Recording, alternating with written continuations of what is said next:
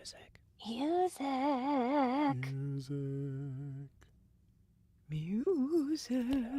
God, it's me, God. Jeff.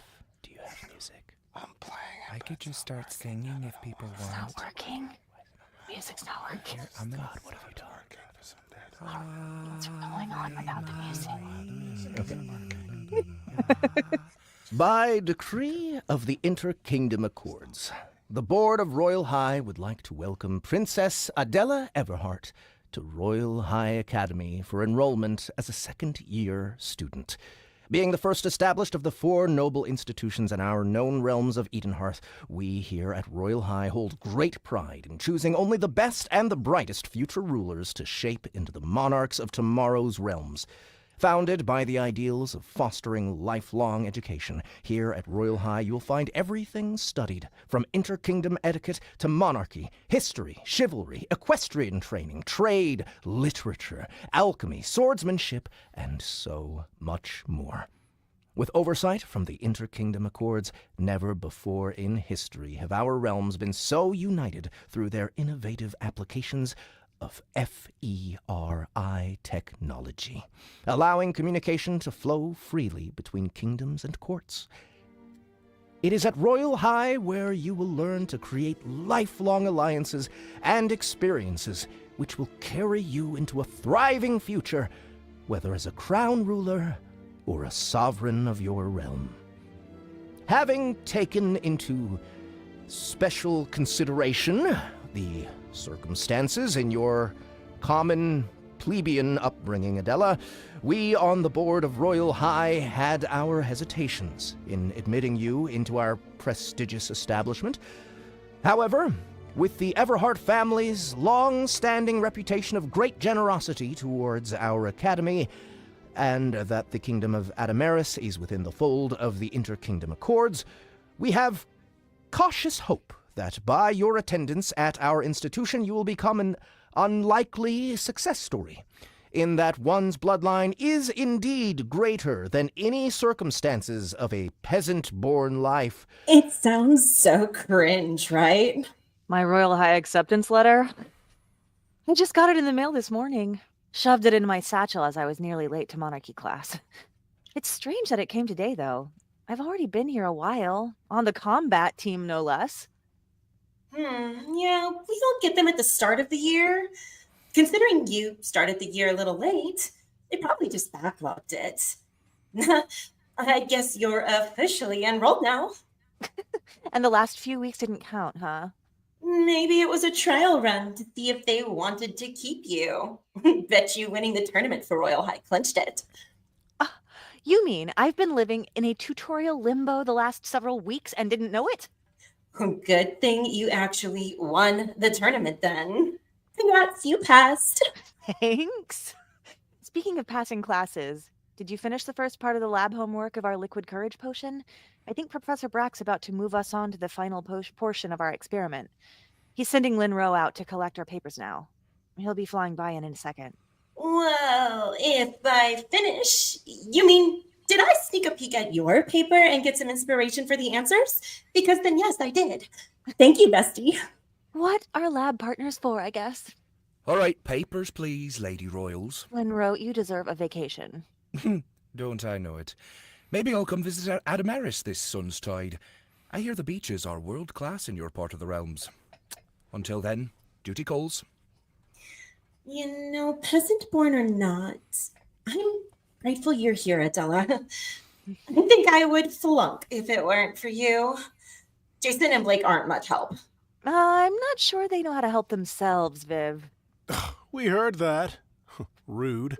I'll remind you, Vivian, that we helped you plenty before Adela came along and made you all boring and studious. Boring? That's not what you said at combat practice yesterday, Blake. We're talking alchemy, not swords, darling. I wouldn't exactly say that blowing a hole in my cauldron on test day counts as helping, Blake. I'll blow a hole in your cauldron. What do you mean, Viv? You were about to fail our exam, and the cauldron proved faulty for the experiment. I found a manufacturer's error, is all. Brack passed you on that alone. I will say, I might not be cut out for alchemy class, but I really do love when Professor Brack lets us whip up something so delicious. I can't wait to see how our concoction simmers down if first taste is already this good. Finished your potion flask already? Yeah, you're behind. I'm ready for round 2. I must admit, after the lemony vanilla taste fades, something else blooms on my tongue. Professor Brack says the crushed mist mallow is a really rare fungus to come by, but I'm not sure it's a taste per se, but a feeling. Like I could speak in front of a whole crowd without fear. Do you feel it too? Yeah, like that's what your notes said, but I don't get it. What don't you get? The real-world application of our liquid courage potion? Yeah, but like, why would you fear talking in front of people? It's just people. Not everyone was born an Empress, Viv. All right, princes and princesses. By now I'm sure you're all feeling the effects of our liquid courage elixir, and no, this isn't your grandfather's liquid courage. Administering that sort of brew to all of yous would be highly unethical and against school protocol. No, this liquid courage has real-world application in that it is a short-term boon against stage fright, without the side effect of being inebriated. Many of yous will be doing a lot of talking in your futures as rulers and sovereigns of your realms. Think of this delicious potion as a nice little buffer against those unwanted butterflies when you must take the stage. So go ahead and take your droppers and flasks and have another taste now that it's had time to simmer down. The longer it cooks in its cauldron, the bolder it hits. Now, your homework is to finish the formulas and write down your thoughts on what your personal application could be for this sort of potion in your life as a ruler.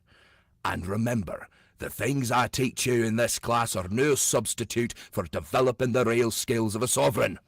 All alchemical arts are meant to be a supplement to your reign, not a crutch. I'll check back in with you alls in 5 minutes. Ooh, Adela. It tastes so much stronger this time. Yeah. I feel like I could give a speech in front of the entire tournament arena next match. Blake, why is your potion flask untouched? Do you not like lemony vanilla flavor? Oh, that's not mine. That's Jason's. Dude, no it's not. That's your flask. I've been tasting out of this one. Repeat that? You've been drinking out of my flask? Well, I can't have been drinking out of yours because it's my flask. You do wash your flask after each experiment, right? Why would I wash the flask? I'm just going to put another potion in it.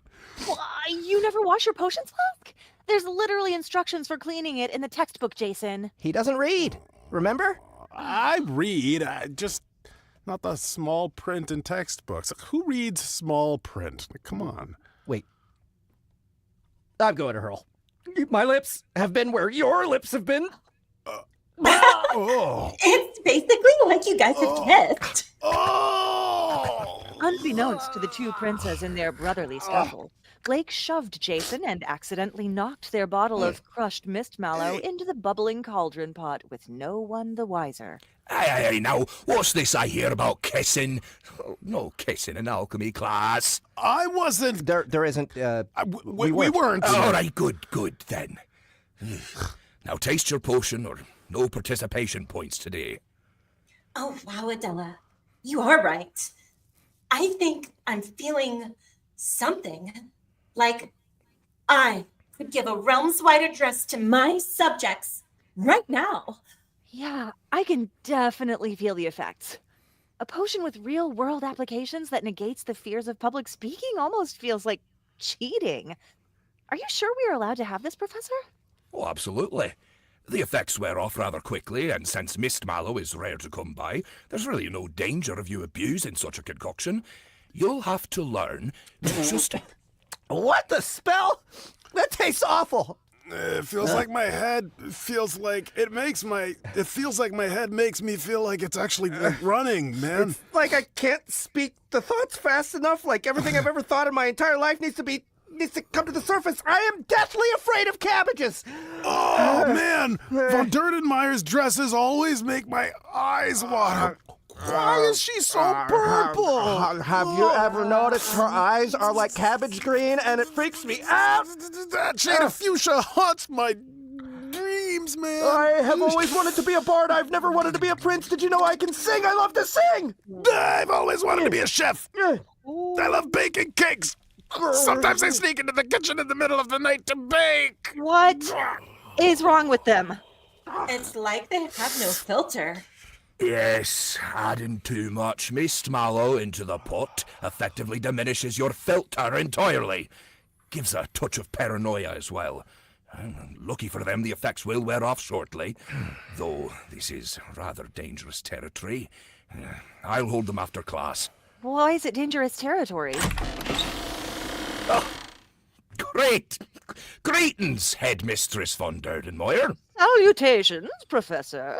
I've come to inform you. The cabbage eye lady! The fuchsia fiend!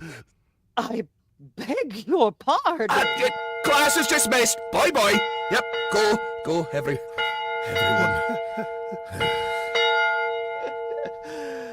Oh. This was a good one.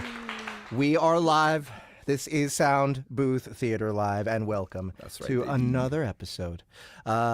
Yes, and what we just read was a little sketch that Mrs. Wait, how does this work? Is Litfin now your No. So I'm still Litfin, but to those who know me personally, you can call me Mrs. Zolator. There we go. But I'm still Mrs. Rachel Litfin. But she is still Rachel Litfin. She wrote this, and she played one of her characters for us. So thank you for that, Rachel. Yeah. And she'll be coming back in a little bit. But first, let me introduce everybody else. To my right is Ryan H. Reed, a regular here on the show. Justin Thomas James to my left, our trusty co-host. And we have Rumpelstiltskin at the bottom left, a.k.a. Annie Ellicott. That's Rumples to you. Oh, sorry. Didn't mean to be so familiar. And yeah, I'm looking forward to this new episode of Let me see if I Soundbooth can Live. knock Rachel out of here. 1, Let- 2.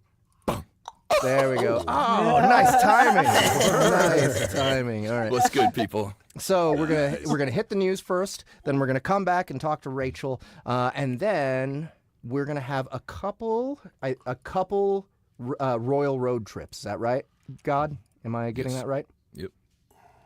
Sorry to speak Royal for road God, but trip. yes. God is I think constipated. He can't talk right now. Tripping on the right Yeah, roads. God's having some issues today. I'm liking it.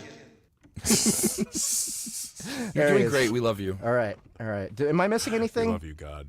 2 royal road trips, and that's it? Nope. Okay, good. All right. First, before we get to any of that, let's go through the news. Who wants to go first, and who wants to do some. There we go. Ryan, you open us up. Greetings, everybody, and welcome to SBTL News. General SBT and community announcements coming up first.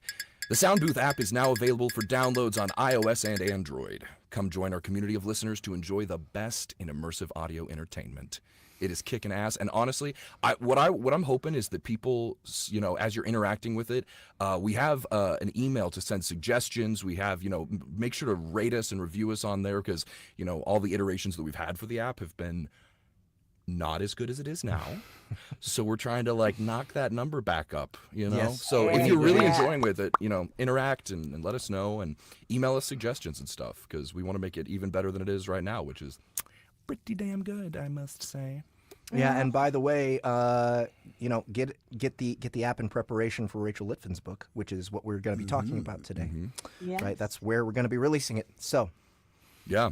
And not only that, but LitRPG Con is coming up fast. Oh, yes. Oh my gosh. Check the website, subscribe to the newsletter, or follow LitRPG Con on social media. We're on Facebook and Instagram so that you can get more information about ticket sales, hotel deals, guests, panels, and more. Yes. Yeah. Jez, it looks great. Guys, 2 months away. That's crazy. Lit crazy. RPG Con is Yeah. only 2 That is months crazy. away. Yeah. It's You gonna guys be ready so to much meet fun. Declan? Oh, Declan! yes. Come, if Baby for nothing else, Declan. come to Yes. meet Emily The Labus SBT Royce's mascot. baby. Yeah. I That's can't right. wait. I just Our unpaid intern. Yes, yes. Our So, unpaid intern. guys, besides meeting a brand new person, you should also come to see all the different guests that we have. We have pretty much every big name in LitRPG is gonna be there. Andy Andy Parsnow, like Andy, she's the one I'm most excited to see. To be too. You're gonna have to honest. steal her away from me because I'm currently obsessed with her. Okay. Oh my Love her. god, I know. Unfortunately, I think Shirtaloon has canceled. Yeah. He's been he having is- health problems. Yeah, he's and- having yeah. health issues. We don't want him to risk the international ridiculous flight that it would take to get here from Australia land. So Third wish, shut unfortunately, your he's not little going to be here, mouth. but- Don't you just shh. Shh. oh, need to do We're this. gonna show Ryan. I know. I Every know time I do we have headshots, to okay? show I'm not in my Ryan. final form yet. I've been All right. bulking for a while, and I have to do my cut. And then once the cut's over, then I'm gonna take new photos, okay? Shit. All right, it's not here. I think it's missing. Yeah, I know, because I was put missing on like fucking caboose land. Caboose. Just. Oh, that's A through L. That's why. Yeah. Oh, look, Heath Miller's coming at least though. If you're He Who Fights with Monsters Look at all fans. these people. Look at that. Okay, there he is. There he Yep. is. There he is. Oh, baby Ryan. Baby Ryan. Yeah, so guys, don't forget. Right, Rhino Z's picture. You guys, do not delay. Go to litrpgcon.com, pick up It's a tickets. long I think close-up. we still have some hotel rooms available as well.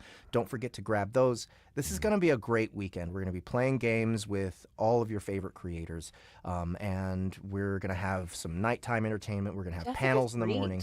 Dude, Yeah. everybody is coming to this. Yeah. Fucking gonna be sick. everybody I'm is gonna coming say, to this. so coming off Even of Jordan Con a couple weekends ago, this is like genuinely my favorite Ben. community I've ever been a Lori, part of. I'm Like, excited about Lori too, just because Oh, she's I like know. literally traveling International. across an ocean. Yes. Yeah. I mean, I'm serious. Like, if you've never gotten a chance to hang out with a bunch of lit RPG people, it is the most welcoming, loving place. Like, I have started. And I've also like become entertaining. such good friends with everyone. So It's much just, fun. it's amazing. Yeah. Yeah. But fear not, if you can't make it this year, there will be other years, I am sure. Put on your wish list. Don't for feel next left out. Yeah. We love you. This will from not be the afar. last year. It might not. We'll see. We'll see. It depends. It It's got to be a depends. success, right? We got to be successful, so you guys got to show up. Oh, right, Imminent Peril is going to be their third wish. We're gonna be playing Imminent Peril Okay, live. I want want to play Imminent. I keep missing my chances to play Imminent Yeah, Peril, and I'm It's getting so pissed. fun. I'm getting pissed about it. Matt Dinneman introduced me to that game, and those people who created it, and both are excellent. So, Nice. yeah, don't miss it, guys. Lit Sweet. RPG Con. All right, anybody want to do new releases? I'll do Okay. the release it. You- Oh, yes, Annie. you do it, Annie. Justin. No, You do Annie. it. No, do it. Okay. Go do it. Notable Annie. new releases, upcoming releases, and individual title news. The Chronicles of Royal High, Book 1, The Lost Noble by. Why our does this keep listeners. happening? Jess, or whoever writes these, we By- don't have Rachel Weisz on this program, okay? As much as we love her By R. from, Litfin from The Mummy. will be released tomorrow. Tomorrow, people, on the Soundbooth app. Now, I narrated that. I She did. narrated that The shit. credits You music for did that. that. You did that, girl. Good job. But also, Ryan H. Reed lent his genius to it. So did Jeff Hayes, and so did Dory Sachs. So Dory this is Sachs. not one to sleep on. I remember I saw someone in the comments asking like where they could hear me doing that voice. Well, Ah, this book Yeah. right Chronicles here. of Royal That's High. literally the There you voice. go. The Lost Noble. I'm very excited to. We've also got Rachel here today, and we're going to interview her. So I'm excited about that too. Wriggly Little Hands by Alex Knight is now available for pre-order on Audible. Fans of wild and wacky tales will get hooked on this Goblin road trip adventure coming May 27. 27, that's coming Yo, up I'm right so up. excited for this. You're gonna one. blink, This it's is gonna be here. We this almost is needed a whole such new page for fun just one. the cast. Look Yeah. at that, Wow. Wriggly Yeah. Little Hands. I didn't even know we had so many people. Who's Christopher Ragland? Who the hell are you He looking was. at? He's I've never he's a We narrator who's thoroughly worked vet with everyone we hire. He's on our payroll. Alex Knight. Jeff has a thumb on all of it. Don't worry. He's the janitor. He said he has a passion for doing voiceover, and we gave him Who's a Jeff chance. Hayes? Yeah, who the hell is Jeff Hayes? Mimic and Me, book 4. Wait, hold on. Nah, Let's tell people. Let's tell people about Wrigley. a little bit. Wrigley Little Hand's a Okay, little bit more sorry. first. Justin, can you give us a little? I'm trying to little get bit of my knowledge. 4 minutes, okay? Emily's not here. You Wrigley- don't have to be on. You don't have to be on. Oh, this right. one. Raggly Little Lands. Raggly Wrigley Little Hands is a fun, crazy adventure that is. There's a lot of references to Lord of the Rings. Just imagine the. Instead of the hobbits finding the One Ring, a bunch of goblins do, and very. And they find it like this. They're like, They do it my preciouses. in Wrigley ways, and they're very good-hearted goblins, and they just find themselves in this delivery service, and they go around the lands, and there's tons of references to Lord of the Rings and other fantasy series, and it's very light-hearted and fun and silly, and I actually don't know the plot too well. But Well, they're like a little delivery service, and then they they're a delivery encounter service. this, But you know, the characters sketchy that they fellow. meet along the way are very colorful. I know that much. Well, and that's my it's thing. gonna be Like, a lot of listen, fun. I think I was one of the last voices to get put on, so I got to hear Yeah. like everyone else in there.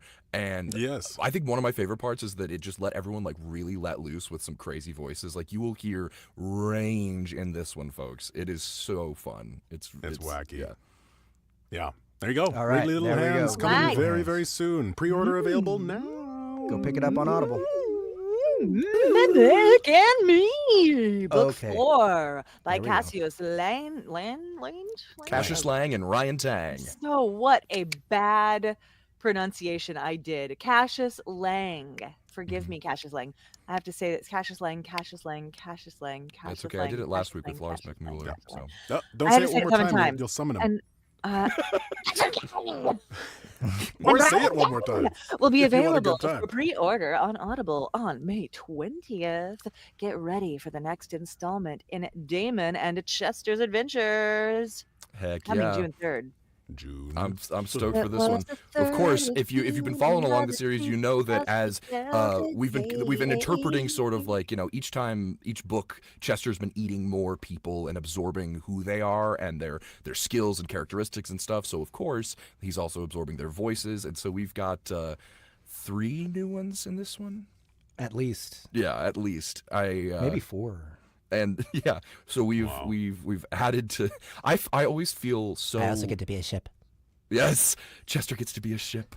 He gets to be a big man of war. Yeah. Yeah. I'm so excited for this one. It was such a blast to record, and yeah, Yeah, this is the one audiobook that I don't narrate that takes the most work out of me. I know every time I send you a set, I'm like, girl, I'm so sorry. Because like you're gonna have to do a lot.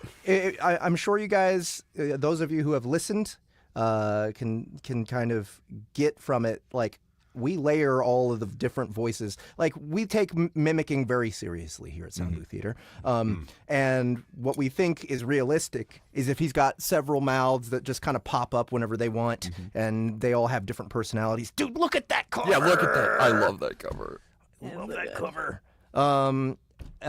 So he is a lot of work to do, but so much fun. I think this is the first character I've ever done who has multiple personalities that argue with each other in real time. So it's pretty great. It's so much fun. People love it. So if you haven't already, go check out book 1. It's still selling like hotcakes. People love it. I think about it on sale right now. Mimicking Me 1. I think Is it's it? sort of Either a- is or Audible just style? was. I'm not sure, but yeah, Yeah. check it out. We'll It's see. it's a All blast. right. All right. We have any no more events. The only thing left is that next week we are releasing a special video version of the story Jack from our hit anthology Jacob's Oh. Untouched Cheese. Okay, who's doing that video? Who's doing it? Aaron, I think. Aaron. It's coordinated it. Aaron. Yeah. Okay. Dude, okay, I know we Yeah. did this as our April Fool's joke sort of thing. Mm-hmm. We've said it several times before, so take heed. If you haven't listened to Aaron's Jack. version of Jack on the it's free. Go. It's masterful. Aaron is a Okay. brilliant human being, and you should consume everything that he does. Dude. Indeed. Yeah, here it is. As I said Episode it. 6. Holy shit, guys! So good. It's next level. Holy shit, it's good. Yeah. And it's only 16 minutes long. But the video is He's he's making Very, the video very as well. smart. So, Very, very smart, freakishly talented person. yes. And entertaining. Yeah. So go pick that up, guys. And watch out for the video. When is that publishing? Next week? Next week is what it says. Next Wednesday? Yeah, next week. All I right. don't know. Next Yeah. week it says. Next week? Oh, yeah. All right. And I think, all the news. that's the news. That's the news. Oh, boy. What's up next? Is it my interview with R. Litfin? Let's bring her out. Bring out. Come on out, Rachel Litfin. Not Rachel Welcome, Weisz. Rachel. Not Rachel Weisz at all. Nope. But better. Yeah, definitely Yeah. better. Oh man. Different. Better. Apple to orange. We like you better. We like you better. Now that Rachel you hear, Weisz is not an author. I'm sure you're a much better author than Rachel Weisz. I have no doubt. Okay, now that you're here, who's Christopher Ragland? What? What? How would she know? I don't know. I That's not her book. I just Yes, our our first first question was question. not answered, Jeff, this and is I Jeff. need the answer. Jeff will ask everyone until the question Not all is the answered questions to are his going to be this satisfaction. irrelevant or difficult. Oh my God. They I might. I feel like I just got blindsided. You did. You didn't I prepare put me for that these out of questions. nowhere. But so It we says, just. Jeff, look him up, all in caps. He's done. Oh my that. God. I'm not going to do it. Christopher Ragland? No, I hope he's not here tonight. Ragland. Ragland. He's Who's legit. this Christopher He's legit. Ragland? Don't ask about Christopher Ragland. Welcome, Rachel Litfin. Thank you for taking the time out of your busy schedule to come Pleasure's here. mine. I'm so glad to be here with you guys. So this is I'm so happy to be working on this series. The Lost Noble is book 1 of the Chronicles of Royal High, and this is this world that you've created that is the setting of this book. Edenhearth is a very robust world, and I'm curious, when did you first start? Like, when was the first seed of this story and this world planted? Yeah. I love that question because nobody's answer to like when was their seed planted is the same. Like everybody's got such a crazy story behind that. Mine really started I was 13 years old and I was coming home from Renaissance Fair with my family, and I was just starting high school, and I was coming out of homeschool too. I was starting high school, and I was so desperate for friends. And at the time, I was a Lord of the Rings kid. I loved Winx Club. I was playing MMO RPGs, particularly RuneScape and World of Warcraft. And just like I was a kid who just loved fantasy. I would wear elf ears and capes in my backyard, pretending I was Arwen. And so the escapism ran deep. I'm 13 years old, coming home from Renaissance Fair, and just started high school. And I remember thinking what an amazing day I'd had, because I was finding kids my age, other fair brats at Ren Fair, and I was like running around with them. And I was like, oh my gosh, what if Ren Fair kids had like a high school? I mean, I know they don't, but like, what if they did? I love It would be so cute. And I was like, would they learn like stuff for their village, like collectively? Would they learn like, farming and blacksmithing and trade, and like they'd have classes for this? Yeah, they would. But what about like, what if you were like a prince or a princess? Like, what if you were royalty? Oh no, you'd have your own academy. Yeah, you would go to your own academy for sure. And that is where the seed was planted. And at the time, my OC at the time was Adela, this little character I had made. And she was like my little avatar, And so navigating high school, for years, I would just write little things in this little world. I would draw them. I would draw all the characters on my math homework. And, I didn't pay attention in math class. It's really good I married an engineer, because that was not my thing. I was a writer and an artist, and I created Royal High as a kid. And it honestly, it has such a youthful touch to it. by the time I graduated high school, it was like an 80-page manuscript. And most importantly, like my mom and my dad believed in me since day one. They were, and you can see in the books, Adela has a very strong support structure before she gets whisked away to Royal High. And honestly, it's because my mom and dad believed in me from day one. And they always were like, this is such a good thing you're making. Keep making it, keep writing. So I did. I got very distracted in my 20s, as I think a lot of us do. But something inside me, I always knew I was going to be an author. I always knew I was going to make this thing. I just kept working on it. Became a cosplayer for a while, got into Comic-Cons, still did a lot of Renaissance fairs. By the time I was in my mid-20s, Chronicles of Royal High was a 600-page manuscript. And at this point, it was, I need to do something with this. Like, I need to do this. Like, I've needed to do this. And I'm glad it had to happen in the timing it happened, because I could not have completed it any younger. And it's so sad how self-critical we can get of ourselves when people are like, oh, my project's not done yet. Oh, I'm not good enough yet. I was like 18, 19, 20, 21 every Christmas seeing relatives, and they'd be like, hey, how's that book doing that you're working on? And I'd just be like, drinking, like, oh man, I'm not done yet. I'm writing it. I just feeling so awful about myself. But I look back in time, and I hadn't gone through the things I needed to go through in life yet to fully understand how to tell this story, how to formulate this.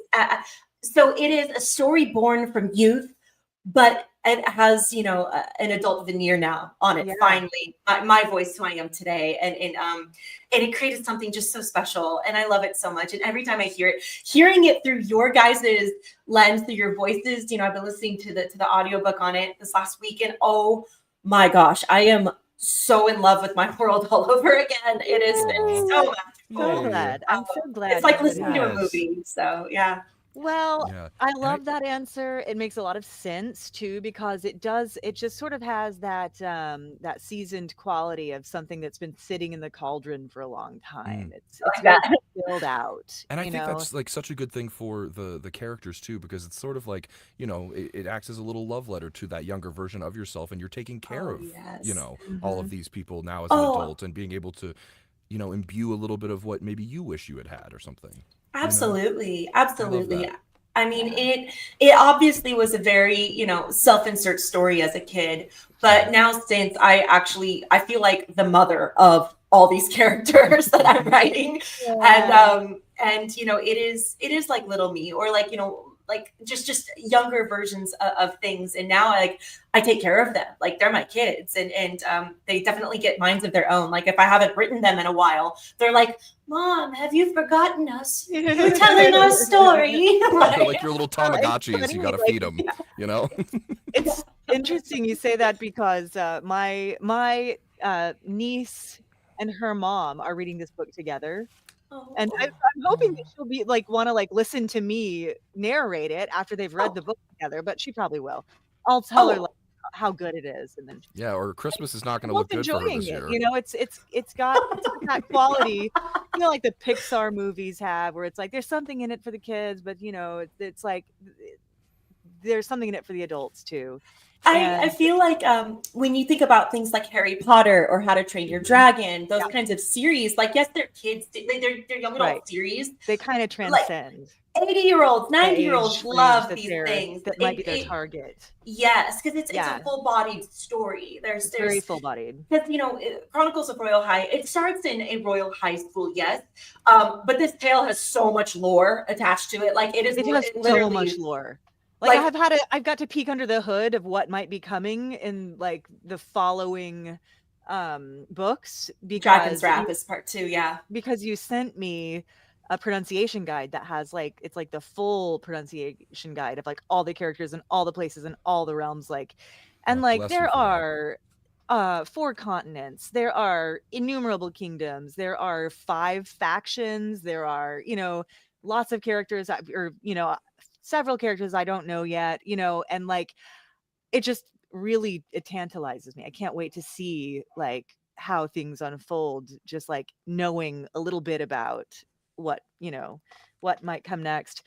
I love the way you describe the characters. I think the characters are well filled out, like especially the teachers. The way you describe them, the way they behave, especially like Brack, Landon, von Derdenmeyer, the philosophy teacher, what's his name? Free love. Free love, yes.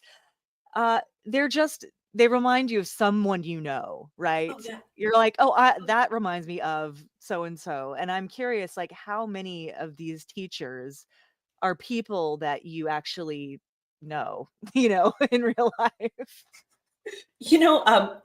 There's a disclaimer at the beginning of my book, and I would really love to read that to you right now.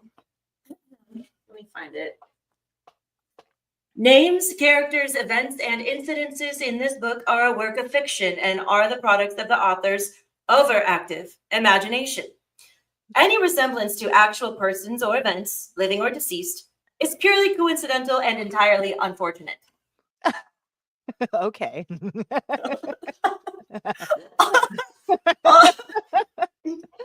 That's a good answer. all that to say is, write what you know, of course, write what you know. Yeah. And, there are some authors out there who like try and buck that. They're like, oh, it's so cliche. And I'm all like, it makes good writing. Whatever makes good writing, make good writing. If write what you know makes it, then yeah. So yeah, no, like it's, and also too, when you're an artist and not just an author, but like a painter or, a singer or whatever, I feel a performer, especially a performer. Oh my gosh, character study, the people you see around you. I can't help but, it's gonna sound bad, I can't help but like dissect people. Sometimes I'm like, yeah, that's interesting. Like your character, what made you like that? You're kind of cool. And it gets me thinking. So inspiration comes from anywhere. You just have to know where to look. Yeah. I feel like my favorite activity when I was a kid, like even at airports and stuff, I would just sit and people watch. I would like put my book away, put my little DVD player away or whatever, and just be like, people are crazy. Airports are great for that. I mean, actually, the inspiration for Jason in my books, I was like 14 at Ren Fair. Because like this world didn't all come at once. It came in pieces. Like just the concept itself came when I was 13. It wasn't until I was like 14, 15 that I really started like writing pen to paper. But the character of Jason was literally inspired by a sweet boy I met at Ren Fair. And he was just cute and sweet and funny. And I liked talking to him that weekend. And, he had shaggy blonde hair and he was working one of the swings at Renaissance Fair. And and he was just such a happy soul. Jason would so be the boy working this. He would be the boy working the swings, just talking to everybody. And, and he was such a valley bro. He was.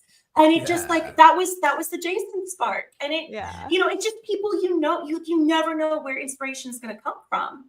Write about it. I don't know. Yeah. Well, you can tell how a person feels. I think you can tell how an author feels about people in general on a fundamental level by their writing. And like, I can tell that you're a person who loves people. And I love people. So I really love, narrating your story. Your dad made the art for this book, right? Yes. Is that you on the cover? So I mentioned I used to be a cosplayer, and years before I was published, like years before I did the thing, I wanted to cosplay Adela really badly, and I said to my dad dabbles in photography, and he dabbles in photography, and he also does art design on the side. He had done a few indie book covers for a friend of ours a while back, and so I was 23, so that was March 2015. And I was out in California because I'm from California, and there's a place in the Bay Area that like for 2 months after a rain, so between like March and May, it's green and then it's brown the entire year. But it gets so green and the rolling hills are like that. And I wanted to cosplay Adela, and I had the dress in the corset, and I was like, Dad, I want to cosplay Adela. Can we go like take pictures in the field in the Bay Area? And he's just like, yeah, let's go. And so we just made a day of it, and it was so fun. And Mom came too and helped on the shoot. And it was just and I still have a ton of these pictures too. I haven't really released them, but I want to. This is literally 10 years ago now. Like I have a baby face in these pictures. Yeah. And how That's the kind of content we want, though, you know? Yeah. Yeah, that's like And core memory type stuff. Yeah, if you're trying to oh my sort of gosh, see- right? That's such a sweet so story. then years later, I'm about to publish, and I'm trying to figure out what I'm doing for cover design. And I go, actually, my dad, hey dad, remember that photo shoot we did? Like, do you think you can make my cover from the one where I'm looking out over the valley? I was really standing on a tree. That's a real tree. I'm actually holding my dad's sword, and Wow. like all of that is real. I was gonna It's a ask actually, yeah. all of that is real. The only thing that is photoshopped in, I mean, like those trees really look like that. It's a composite image. The dragon in the background is like photoshopped in, and the clouds are photoshopped dark. It was that's a not pure, real? Oh. it was a pure sky blue sunny day. Wow.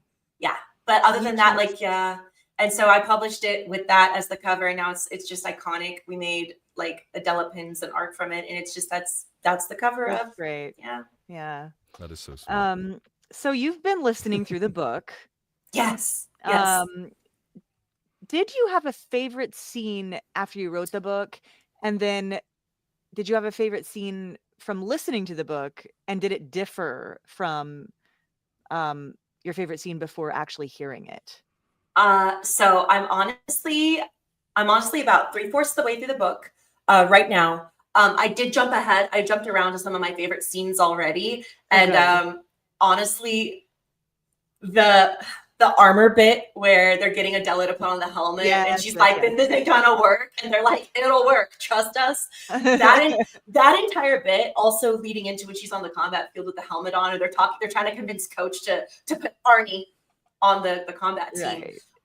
My God, you guys, you killed it. It is one of my favorite scenes in the entire book, and you guys literally, like Ethan and I, when we first heard it, we were like about to pee our pants. We were laughing so hard in the kitchen. Like I was screeching. I was like, they did it so perfect. It's like, You talking about with the announcers and stuff? I haven't gotten there yet. I haven't Okay. gotten there yet. yeah. I jumped ahead a little bit. When they're dressing Adela and trying to make her look like a guy. And remember the helmet, and it's like, wait, she's like, they're like, we found this helmet in the, we swiped it for another one we found in the art lab. And Della's like, you mean Sadie's art project? It wasn't even that kind of a sculpture. Yeah. So you can really picture her standing there with this wonky, like. Yes, this giant helmet. And well, because they took a helmet off one of the enchanted suits and they put it on her. And so they put the art helmet on the enchanted suit. It's just so wonky as well. Oh, right, and I see it like a movie. I've always written like a movie. I worked in film for a while too. And and honestly, it has absolutely enhanced my ability to build a scene 100%. Yeah. When I write my scenes, I mean, like I write script first, and then I build my scene around script, and then I think of it like storyboards. And so I'm describing in my head. I'm describing storyboards, and like the best compliment I've gotten is like, "Wow, your stuff reads like a movie." Yes. And I say that because you guys listening to certain scenes, like that armor scene, it is like you guys are doing a movie. Truly, you knocked it out of the park. It is exactly how I envisioned it in my head. You killed it. Like the inflections, the little, like the chemistry you all have, like, oh my God. Like, let me tell you, anytime I get a chance to bro out opposite Jeff is a blast. It's true. I was Jason, and Jason was playing Jason for today so that we could all be involved, but I'm Jason, he's Blake, and they're such a duo. You wrote them amazingly. It was so fun. I am not a person that easily sees things in my head. I have a pretty murky visual imagination. It's like it's one of my weaker things about me. And the way that you write like a movie, and the way that your prose is so descriptive, like I really feel like I've been enveloped in the world, and this doesn't happen to me with every book. So I really appreciate that. If you're a person like me who has a hard time getting lost in the world because you don't have that really developed visual imagination, this book is great. All right, let's see. That's a huge compliment, Annie. I won't be able to get through them all, but I love fairy technology. FERI. Oh yeah. So this is great. It stands for Fairy Energy Revolution Incorporated, and it's basically this this really fun vehicle for bringing modern technology into like medieval times so that you get the best of both worlds. Yes. But I love your little, I love the crystal scrolls and the magic mirrors, and I'm wondering if there's going to be more of that in future books, and if and if this if this corporation is involved in the plot in the future books. I don't know if you can say. Absolutely. I mean, it's not necessarily a spoiler. I mean, I put things in there for a reason. We definitely, so in Dragon's Wrath, we actually get a little bit more into faerie, F-E-R-I, faerie. They're tied to the city of Nexamith, and Adela actually goes there for a tournament against Monarch High, Royal High. Cool. It's so cool. And it is a city built out of like crystals technology. Like it is, so basically magic is technology in this world. So, obviously a crystal ball, and I don't explain anything because you know what it is. Do we explain how a cell phone works? No, it's a cell phone. Right. So this world, it's a soft magic system, but it's like, you roll with it because it just works. But we absolutely visit faerie. The Interkingdom Accords and FERI definitely have a huge role to play, especially in Rogue Prince. I'm working on Rogue Prince right now, and it really explores the dynamic of the Interkingdom Accords, kind of getting all these kingdoms under one umbrella. And is that a good idea? I don't know. I love that too. I love this sort of like adult philosophical issues that you bring up in the book too. It gets deep. Like Lost Noble starts very slice of life, but by the end of the book, definite mic drop moment. I feel like the last third of the book really hits, and then Dragon's Wrath is dealing with the aftermath of that event, and then Rogue Princess, which I'm working on right now, is just takes off from there. So. Would you say it's kind of similar to Harry Potter in that like it starts out for like a younger audience and then it gets more and more mature in a way? Yes. Yeah. Absolutely. These books like that. Yeah. These books will age up with the kids. I still intend to keep it on the family friendly spectrum. Not afraid to go PG-13 with it, of course, but I mean they absolutely, these kids, I mean, we're going to see them really come into their own as rulers in the future. And obviously, I haven't even talked about the thing. The dragons, of course, have returned to Edenarth, and so that's the whole thing. That's the whole thing. The dragons have returned to Edenarth, and Adela and her friends are unraveling this mystery at Royal High, essentially. Beautiful. Yeah. So this is just a little aside, but your descriptions of medieval attire and even the fabrics that they are made of are so like detailed. It's like you're a historian. And I know that you have done a lot of cosplay, and I'm just curious, did you get really deep into like making your own costumes with cosplay? I dabbled a little bit. Like I can use a basic sewing machine. I ended up commissioning most of my outfits. That is a lifelong dream of mine, is actually to get really good at making bodices and dresses. I have so many designs in my head I'd love to create. I've got a lot of Vivian in me, in that I love fashion and I love those kinds of things. So the clothing in Royal High, actually, a lot of it was inspired by the things I grew up seeing at Ren Fair, and just all that kind of stuff. Yeah. Beautiful. I'm a huge fan of the Ren Fair as well. I'm actually working there this summer for the first time. Well, I did some merch selling last summer, but every weekend I'm like working the Ren Fair, and I'm just like totally blissed out. Do you know what you're going to be doing? Like, what are your tasks? Yeah, I mean, I'm in the middle of it. Like, I'm in the middle of the season, and I was sort of like, I decided to do 6 weeks with no day off. But like, that's a slog. I'm the happiest I've ever been. Like, I'm literally. Oh, that makes me so happy. Never want to stop working at the Ren Fair. What do you do at the Ren Fair? I'm sorry, I'm just side note. You sit down, Rachel. We must know. We must know. Okay. I play an Archmage Silverheart, and I dwell in a secret cave inside of the cave, which is the same place where Aaron's band plays. So I'm literally looking out of my little cave window at Aaron Morton playing music and singing original songs. Like, I don't know how. I feel like I just manifested this somehow. I'm just a very powerful manifester. So I bring in people into the cave, and I take them to the center of this like swirling, beautiful circle of light, and everything's surrounded with candles, and there's this like,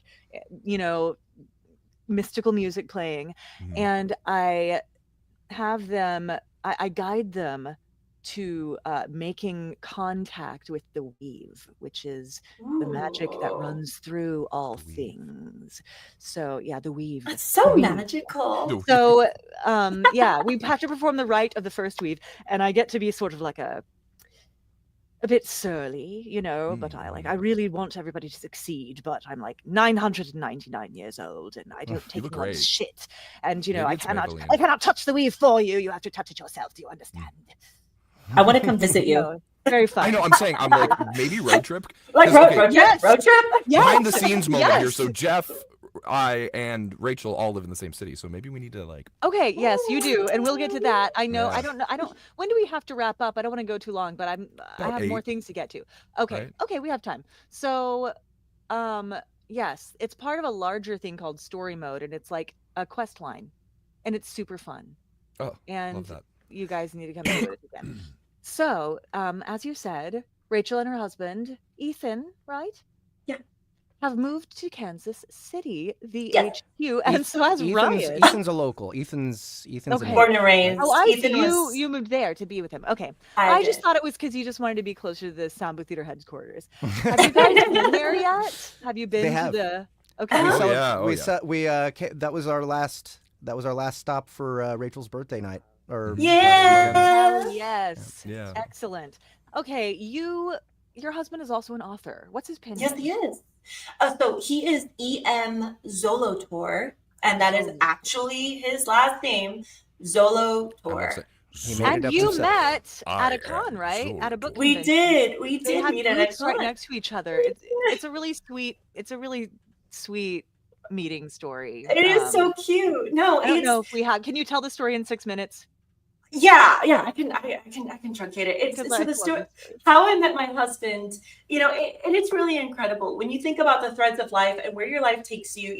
I touched on being 19, feeling like a failure. My book's not done yet, right? And you fast forward and you realize the thing you started as a kid literally led you to meeting your spouse. Like it's insane when you think about it. That gave me chills. It's Yeah. and the crazy thing is Ethan started his book series when he was a teenager. So he's in Kansas, I'm in California. We're making these books, and at zenith point in March 2023 at Planet Comic-Con in Kansas City, I was accidentally brought out to this con because I wasn't even supposed to be there. My friend Bill Waters is So a rom-com. So I wasn't supposed to be there. Got guested last minute. My friend Bill Waters hooked me up, brought me out for it. And I got my table, and down the way, Ethan has his table. And that was literally the weekend that changed my whole life because, I'm from For California. real. I came out for it. And that weekend, I met, not only did I meet Ethan, but I met our other friends, Ben Wolf and Carice, his wife, who, I met everybody that weekend. And Wow. I just got looped into the Midwest with everybody. It's just crazy where life brought me. But that weekend, Ethan and I, it was nothing serious. We were just friends. It was just the entire row of authors. We all just kind of, we're talking and just a lot of friendship, a lot of good stuff. And then it's a 3-day con. Saturday night rolls around, day 2. We're closing up shop. I see Ethan down the way, and I was like, oh, he was really nice. And I was like, hey, how'd you do this weekend? And we start talking, and then all of a sudden, it's like 15 minutes. We're still standing. Everybody's gone. And I'm like, I'm so hungry. This boy's got muscles. He needs to feed them. I bet he's hungry too. You said you're local. Do you know any place to get dinner? Let's go get dinner. And what started out as just us talking about industry ended up us staying out to 2:30 in the morning over a picture of margaritas and tacos. Oh, And then, Where did you guys go? Los Tules, down the street from the Kaufman. Been there yet? It's a little hole in the wall. It's a little hole in the wall. Those are the best kinds of Mexican restaurants. Yeah. They sure. actually have really good tacos birria. Yeah. And so anyways, Birria is my so that favorite. happened. And then we stay out that late. And then Sunday, I'm supposed to fly back. And I'm just like, I'm never going to see him again. It's fine. And sure enough, he asks to drive me to the airport. And so he drives, he not only breaks down my table, he breaks down his table, gets me to the airport. I miss my flight. And then he basically, and I'm like, okay, I'm gonna sleep on an airport floor tonight. He's like, no, I'll take care of you. And, and then I ended up meeting his brother, who was his roommate at the time, and his brother's, my future sister-in-law. And I basically met everybody that night in his family because I came home and, one thing led to another. The next morning, he's driving me to the airport, and we were like, let's make this work. And so then we got engaged by the end of the year. I moved out to Kansas City. By then, I'm becoming good friends with Ben Wolf, and I'm meeting you, Jeff. And then I'm getting introduced to everybody at Soundbooth Theater. And then you're like, hey, do you want to make an audiobook, kid? And I'm like, I'm like, That's exactly how I asked her. That's so beautiful. Yeah. Okay, I have one last question. It's like a very, very quick answer anyway. Yeah. Okay, so on a scale of 1 to 10, after hearing Ryan H. Reed do his voices in this book, how much do you love him? I literally texted him like days out from my birthday. I was like, my guy, when can I buy you a steak dinner? Because you have made my life dream come true. Well, I appreciate that so much. It was a stretch on parts of it for me, because I was like, really? I only have so many 16-year-old boys. Like, you just pause! Everyone pause! I need a moment. I only have so many voices for 16-year-old-ish boys. Is the stream almost over? No, but it was just like, I was like, okay, how do I, like, it was a fun challenge to be like, okay, like maybe if I'm playing a little more with vocal fry on this one, like, then like maybe this guy has, your Schmitty was so great. Your Jason was on point. And then when I heard the scene that introduced Professor Brack, Ethan literally got me on video experiencing a few parts for the first time. I was like sob laughing when I was hearing you as Professor Brack, because it was just perfect. It was everything. And Annie, my God, like you killed it, both narration and Adela, and even Adela's grandmother, and just like all these female voices. Like I forget I'm listening to one woman. Oh, thank you. That's the best compliment you can get. I forget, and really, I can't hear Adela any other way now. You really just, yeah. And Jeff, of course, you're Blake. When I heard you come in as Blake, and I heard you and Ryan play off of each other, I was like, this is the dream team. This is the dream team. I think Ryan went second, so I think the credit goes to him for them sounding like a good team. Well, obviously, it's easy to play off you. Now, Rachel, you mentioned Lord of the Rings being a inspiration to you. Could you give us a little, please? Just not the whole thing. Just give us a second here. Is this our outro? Does she have a minute? Can we bump the music? Yeah, give her a minute, yeah. Give her a minute.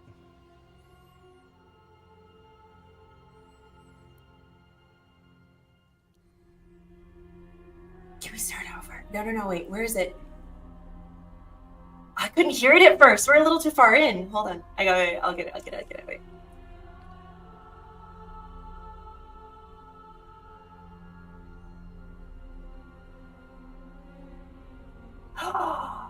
Oh no, this is her and Lorian. It's not the intro.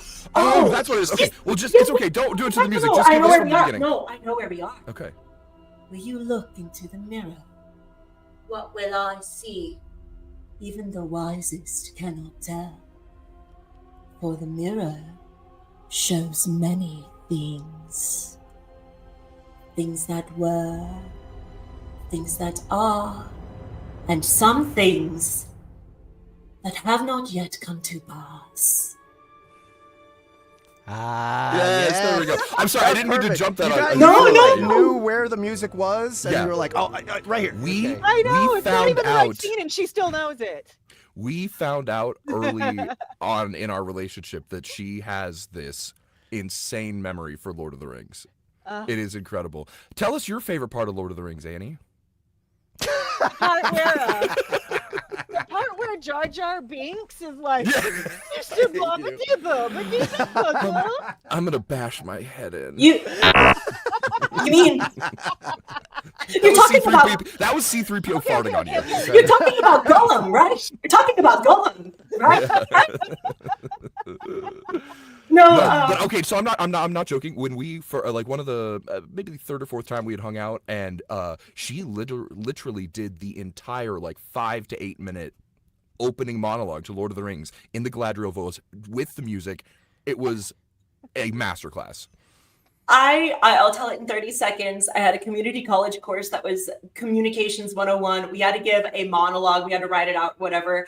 I didn't want to do anything. I phoned it in. I've had this monologue memorized since I was like 11. So I just did it the night before and I show up to class. And I mean, this is a community college. Everybody's half asleep. I show up with the music and I just do full Galadriel 8-minute monologue at the beginning of Lord of the Rings, full accent, everything, and then I just sit back down.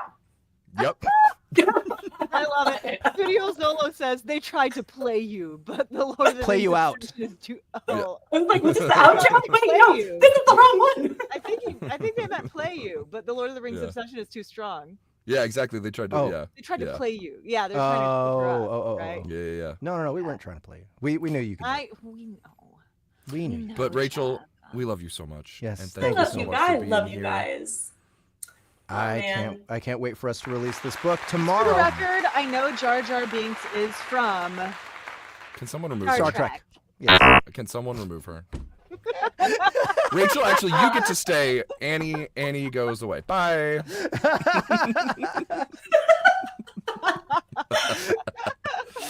All right. But no, thank you so much, Rachel, and we will chat with you soon. Rachel, do you want to Play with us? play in Come the play Royal with Road us. Trip here? What's Royal Road Trip? So what we do is we take these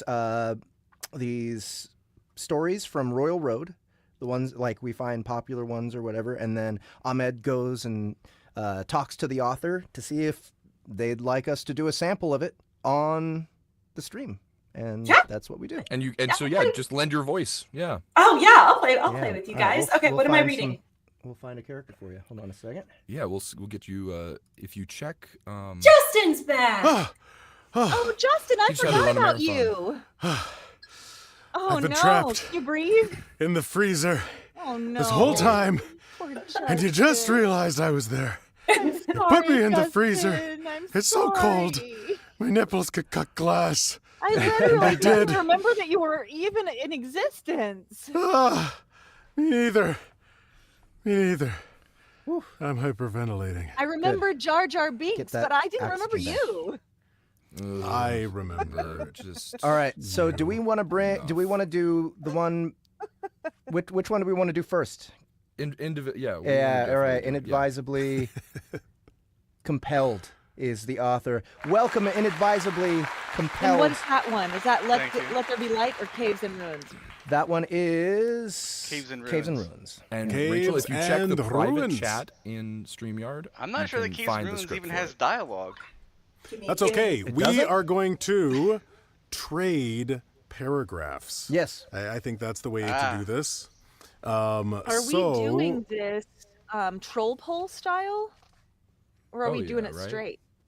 I don't know. It's a good I question. don't know. Anything What's straight. the assignment? Yeah, Ryan can't. Ryan can't Well, what? let's see. Oh. Inadvisably compelled. What are you feeling? We're happy to troll it. We're also happy to give a straight read. Whatever you like. That is a 5,000 word chapter, so I Okay. only suggest the Right. last section, the last scene. Yeah, tell us where to There's start. Yeah, Dividers for sure. in there. Oh yeah, I do have There's some dividers, oh. dialogue in there from the aliens, but The last I section. see the dividers. yeah, okay, yeah. is starts a little higher than that. It's Cato the- slowed as he entered the great southern ruins of Conflict Zone, where the savannah gave way to rolling hills, the looming overgrowth. Is it Cato or Cato? Cato. Cato, as in the philosopher. Cato What Septima chapter are we Delenda doing? is, of course, based The on last, the famous Chapter- Carthago Are we doing- Delenda est, which is the why chapter it's conjugated break, wrong. like the last chapter break. And Yeah. I think we're what in did you- chapter Okay, 3, Chapter 3? Caves and Ruins. Yeah. All right. Cool. So, So after the chapter break? Yep, where it starts with Cato slowed. but we have it right here on the screen if you want to just read from it. Yeah.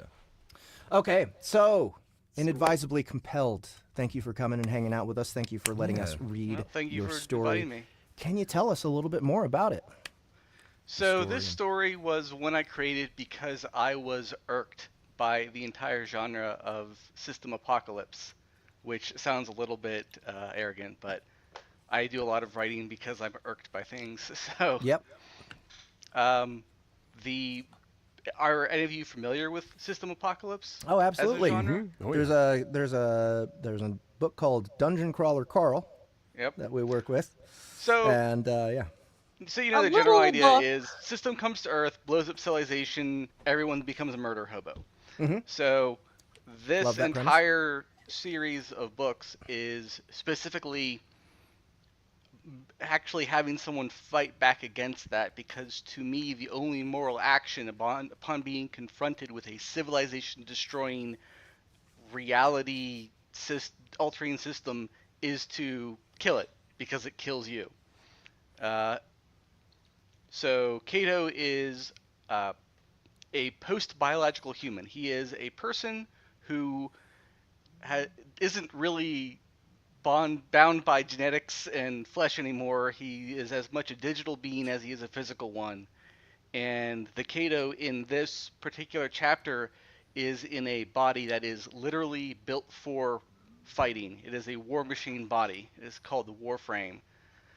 So he's not in the humaniform body at all. It's you get the description much earlier in the book, but it's basically a almost dragon-like giant scaled thing, but the scales are ceramics, and it has nanofactories and things like that. It's all biological because technology doesn't work, but it's very altered biology. Interesting. That's very And one of the points is he's just some guy. He's operating entirely on the strength of hard science fiction technology. Every single bit of technology that Cato uses is in the hard sci-fi realm, as in it is describable under known physics, and we could probably do it, and it's only an engineering problem to figure it out. Interesting. Okay, cool. Nice. All right, so I feel like we should do this straight. do we Yeah, have let's do it straight. do we have characters in this? Hold on. I have an idea. I think that if you did would. the previous one, there were alien characters, but this segment is just entirely Cato having to fight with someone. So, so there's another section before this. There's like 2 chapter breaks in this chapter. Mm-hmm. Okay. Yeah. So And then let's this starts reach with up a little Cato bit slowed. further. Unless Justin, you want to give us some alternative idea? So I'm looking at the paragraphs. I think what I'd like to do is each of us does 3 paragraphs, but we're gonna alternate. So we're gonna start with Ryan. He'll do a paragraph, then Jeff, then Rachel, then Annie, then me, and Inadvisably Compelled. Did you want to read as well? Oh no, I'm terrible at reading. All right. Okay. Me too. Okay. So there's that idea, but there's this section here that does have dialogue. Yeah. So I mean, if you want to do that, I'm not averse. I just Well, wanted you to know warn the you story. that's Which one would really you long rather us chapter. do? Middle break or final break? You know what I'm saying? Indivisibly. Yeah. Yeah. Well, it's up to you. I Let's- was just thinking from terms of context, you can kind of understand what's going on in the third one, even without much context. Okay. The middle one All right, is let's do the third entirely one. discussing events that have gone on before, so you might not have as much context, but it's Got up to it. you guys, whichever you prefer. I do not have any preferences. Middle one's also a lot shorter, if that'll help. Okay. Okay. So I would like to do if you'll indulge me, I'd like to do a combination. So we're going to start out straight. We're going to start out with everybody is going to do 1 paragraph, each of us alternating, and this first section is going to end at between them. But we're all going to have an accent in mind, an accent, a character, somebody that we are evolving into. So then for our second, the next set of 5 paragraphs, we're going to be halfway ourselves and halfway that character. And then What? the third read, we're doing full Fully the character. character. fully the character. Okay, that's All fun. right? So we're just ourselves, then we're half ourselves and half the character, then the full character. Yeah, And or then we're accent doing it or whatever three at you a want. time, Yeah. and we're doing it three in a Yeah, row. that's an interesting You exercise. guys, I didn't want to do this, but I've got to go pee. I'm Okay. sorry. You can do that. I was like, I'm getting to the point where I You can't think. Like I can't. You just hear can't what pee you're on Let the me put you. stream. Go Let me do put you onto one of these. I got Go a do it. bucket under here. I don't even break my narration to pee. You can, if you listen real carefully in my audiobooks, you can hear the stream. Yeah. So Yeah, if you listen carefully. Yeah. Yeah. It's Okay, like, well, it's like Justin's puppy. My puppy. I That's right. understand why I was removed. Thank you. I'm sorry. Okay, Right. let's start. So one paragraph each at damn- first, right? Let's get the damn text up. That's Alright. right. Okay, we're going to Okay, start with Let me Jeff. let me now. clarify Okay. real quick. So it's ourselves, then halfway our character, halfway ourselves, like the midpoint, and then the last one is that full character. Okay. Exactly. Okay. And we're not repeating. We're just going to keep on going. Yeah. So we should end 15 paragraphs in. By Right, the so end of the 3 15th paragraphs paragraph. each. Is that All what right. you said? Got it. That's right. Let's Okay. do this. I know how to count. And Jeffrey is now starting, or Yeah. I'm still starting? I'm starting. now, Jeffrey's 'cause we starting changed now. order. We Yep. changed order. Arder. Or higher to darkness. Cato slowed as he entered the great southern ruins conflict zone, where the savanna gave way to rolling hills. The looming, overgrown structures that gave the zone its name were nestled in a pocket of those hills, right on the border between flat land and sloped. It looked to him like the remains of a reasonably industrial city, though with the system it was impossible to know.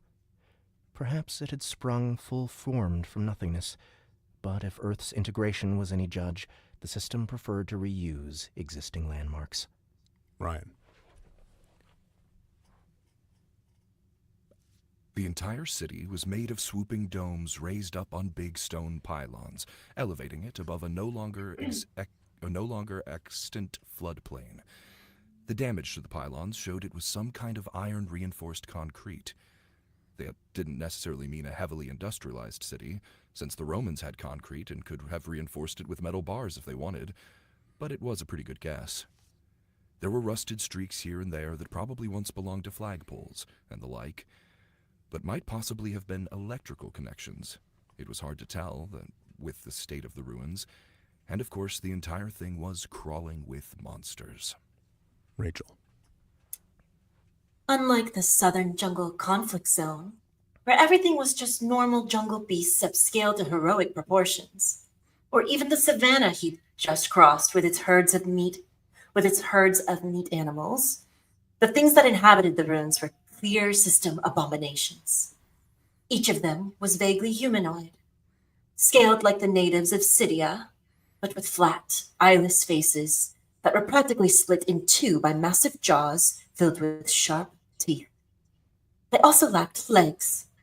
Their bodies simply stopped at the torso, and they moved around with massively oversized arms, climbing and clambering up and around the domes.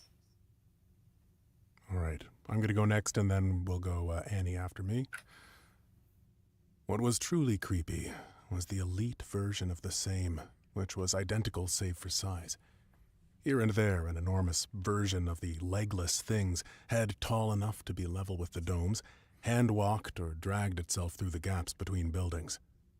The scale could only be truly appreciated through his flying spies high above the ruins. Watching it as he approached, it became clear the big ones moved on a regular patrol route, emerging from and vanishing into a huge central dome in the middle of the ruins. The smaller ones stuck to individual buildings, making them discreet encounters. Annie. Oh, you're muted.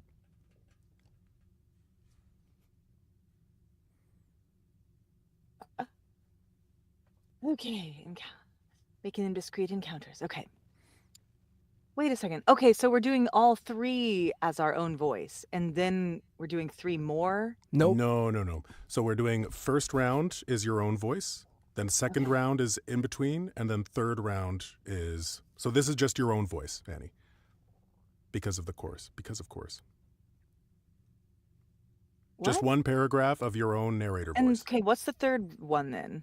Whatever That's full character that you have character. in your head. In your head. Okay, so you just did that, Justin? No, he did the that was just the my one- regular his voice. regular voice. I'm just reading one paragraph now. Yes. Yeah. Got it. Yes. Got it.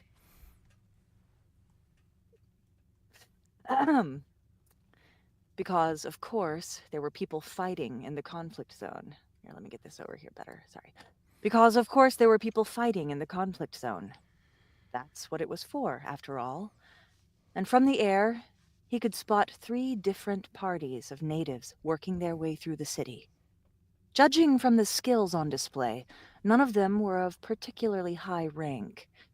They didn't fly or teleport. Their attacks were simple-looking. And there were long intervals of perfectly mundane cut and thrust between them. All right, we are back. We're down to round 2. Back to Jeff. And this is the in-between your voice and your character's voice. So, the ruins were a fairly low-level zone, which struck Cato as some sort of vicious, morbid joke being played on the sidings. Behold, it seemed to say, here was what you constructed without the system. And now they are forever in ruins, forever a battleground against some twisted mutant things inhabiting what remains of your civilization.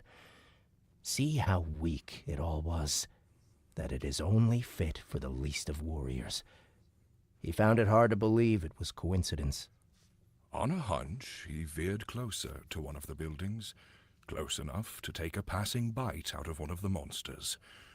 Not for fun, certainly, but because that was the only way to get a genetic analysis.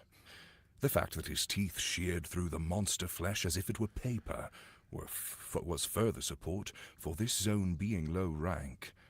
Flesh became as tough as stone, as steel, or beyond normal material limits at higher ranks.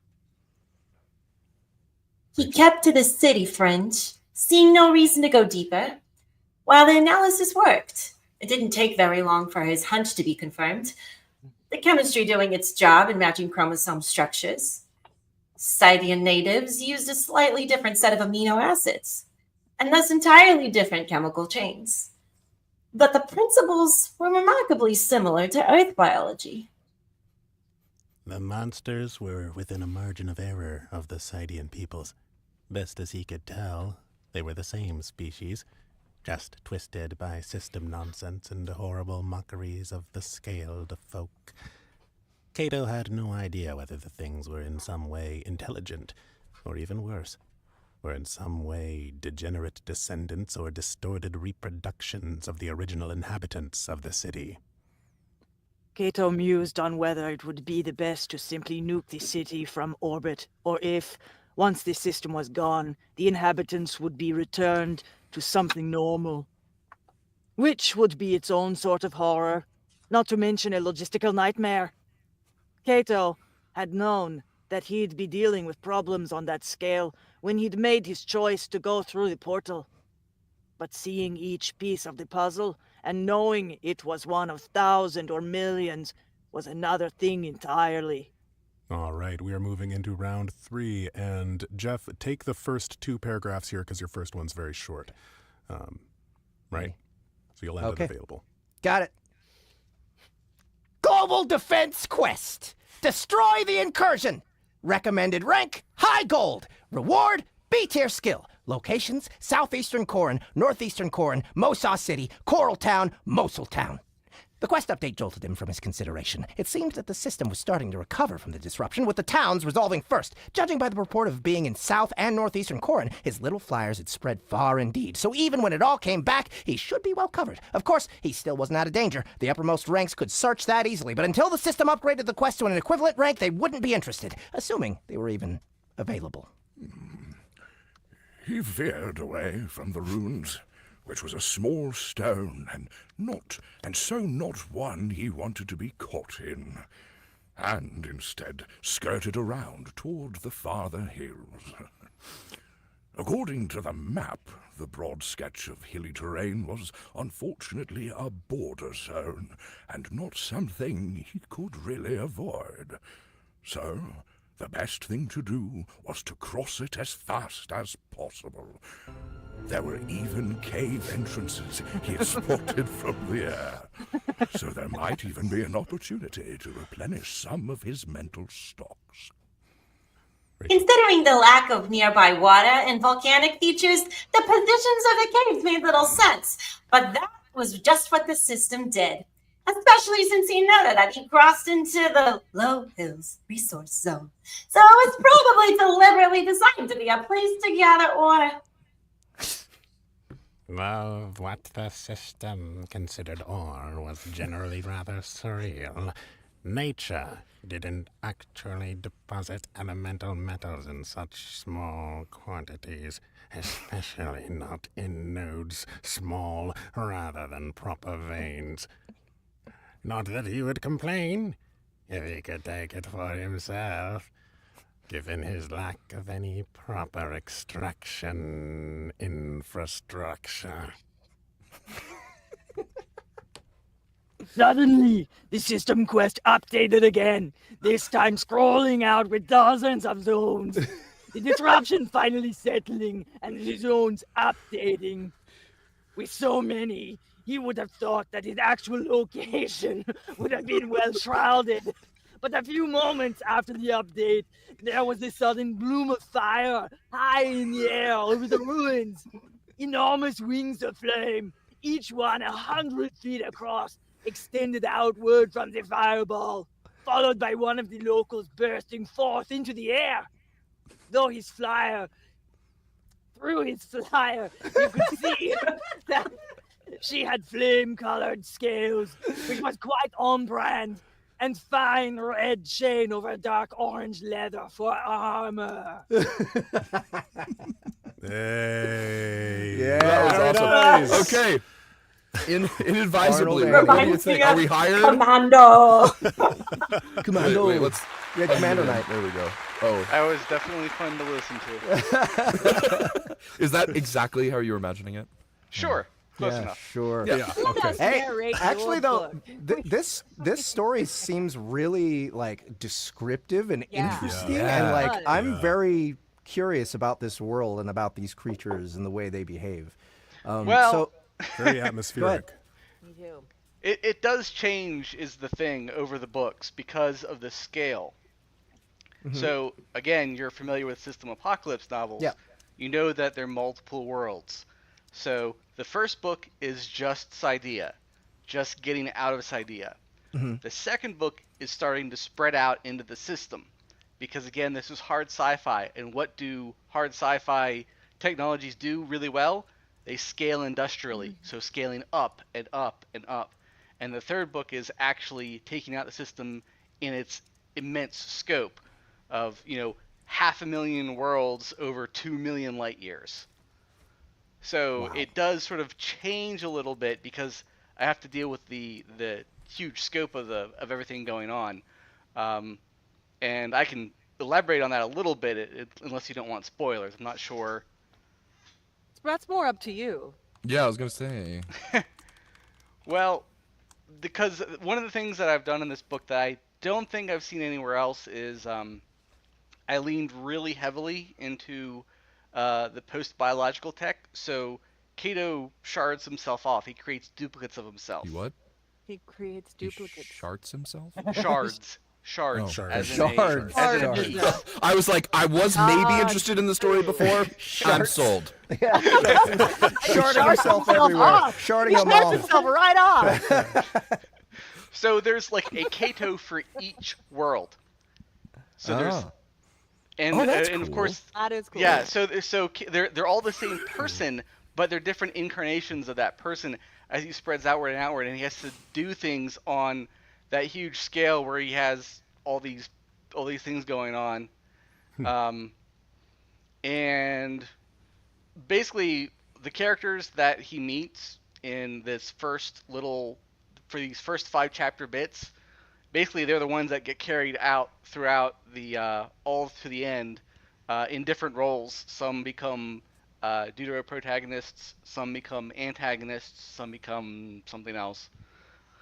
Well, that's really imaginative and expansive and Yeah. detailed, and I think that people, at least in our audience, the LitRPG people, are really going to love it. So it's on Royal Road. What is the name of the story again? Systema delenda est. As it I a said, it's completed actually reference to Cato, the elders, exhortation, Carthago delenda est. Carthage must be destroyed. Cool. Very Which cool. I don't know if you are a student of history, but Carthage was destroyed. Yeah. Well, so is we it a have the completed link. work? We have the What? link. Is it a completed work? Sorry, that was the question. It will be finished in a couple weeks. Oh, awesome. I have finished it. I'm working on my next story already. As far as it complete on Royal Road, it has 25 chapters, and I forget actually which chapter we're on. I think we just finished 20. Cool. So about a month. Wait, About which, how many- Which book in the Congratulations in series are you advance. working? Are you on 3? Oh, I finished 3. Yeah. Okay, so you're on but- 4. Oh no, sorry. Okay, I've finished 3, but Royal Road is finishing up 3. There are Right, 3 right. in the series. Yes. Cool. All right, awesome. And are you planning to publish? Do you Oh, it feel is. like you- The first 2 are already on Amazon. Oh, cool. cool. Oh, really? Okay. Yeah, all One my second. stuff is. I don't right. know if you are aware, but I actually have a bunch of stories. Oh, wow. Okay. Hold on. So I have Let's find you on Paranoid Amazon. Mage as well. Paranoid Mage. Yeah, That sounds which- awesome. Yeah. That one actually has a webtoons adaptation. Okay. Oh, wow. Yeah. No. you're So really my good. elevator pitch for Dude, you Paranoid are Mage killing it. is Prepper Yeah. Mage from West Virginia uses Portal to cast gun. Nice. And I have Chasing Sunlight, which is Lovecraftian pulp Love. airship adventure. Yeah. And my very first work is Blue Core, but that one is slightly not safe for work, so we'll Take it. gloss Hey, all over right, that you're- one. Did someone That's try to also sell some available. Now album? I'm listening. Dude, you are Nice. published as fuck. Okay, so our friend Jeremy Jeremy Fraser. Jeremy Fraser, yep. is doing this series, System Delenda Est. Okay. Yeah, so you are established, man. All right, well, everyone here in the audience, if you liked Inadvisably Compelled, the story that we just read, go check him out on Amazon. He's got plenty of stuff. Sweet. And I will note that everything that I write is completely different than everything else. Paranoid Mage does not like crashing the system. Cool. Chasing Sunlight is not like either of those. It's all completely different, including writing style to some extent. Like, Impressive. Chasing Sunlight is the easiest one to say is completely different because that one's actually written very deeply like Lovecraft would. A little bit different than the more normal urban fantasy stuff. And then, of course, Systema delenda est is sci-fi, so there's a lot more. It's a lot more technical almost, rather than character. That is awesome. What a range. I'm excited to check these out, man. Yeah. Well, hey, thanks so much for coming on. I think we're out of time here. We did have another Royal Road thing that we were going to read, but you know what? The Kick author that can didn't down make the it. road. I think we can kick that can down the road. Maybe he can make it the next time. All right. But Inadvisably Compelled was wise enough to take advantage of this opportunity. He's here, and so we were able to. We are to honored show off to the have feature. you. Yeah, Yes, thank you we so are. much for joining us. So man. yes, Thank thank you you so for much for Rachel. coming. And Rachel. thanks for hanging, Rachel. Thanks Yes, to me. absolutely. Thanks. Yeah, thanks to Ryan. Thanks, Yeah. Ryan. Yeah. Thank you. Yeah, Thank you're you. welcome. Microphone. Where is Milo? Can we thank him? Milo. Where's Oh, Milo? I don't think I could get him in time. He just No, got a it's okay. booster shot and his butt hurts and he's so sad. Oh, We'll no. feature Just Justin's Just show dog his next butt. time. It'll make him feel better. You're gonna have to tune in next time. Yeah. To see Tune in me. next time for Justin's Milo's dog's butt. butt. The Boston. Maybe his dog